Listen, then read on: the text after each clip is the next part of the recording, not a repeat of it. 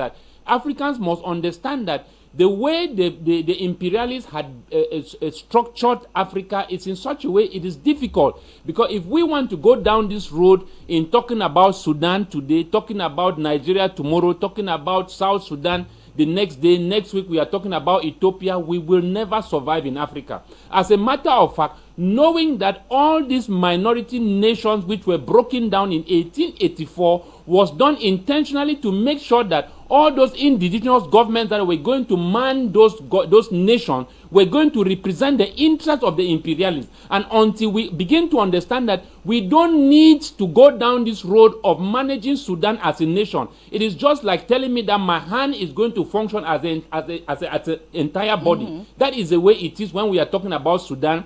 We are talking about Ethiopia. This is a body which was broken down in pieces. And we need systems and we need structures, we need leaders who are going to weld all these broken pieces and form back a body which is going to represent the African people. If we are going to run these nations individually like private state-owned companies, indigenous governments that have been contracted by the imperialists to run this nation on conditions will never reflect the Sudanese, will never reflect the African people, because democracy was not brought to Africa by the founding fathers. And like I still say, we need Pan-African leaders, Pan-Africanists in leadership. We need Pan-Africanism to spread in Africa, because this is the only system which will build Africa and will weld back Africa together. We have seen, like I keep saying, that nobody in the days of Sankara, and this is a very huge challenge which I'm noticing between the head of states in Africa today, that are not accepting coups in Africa.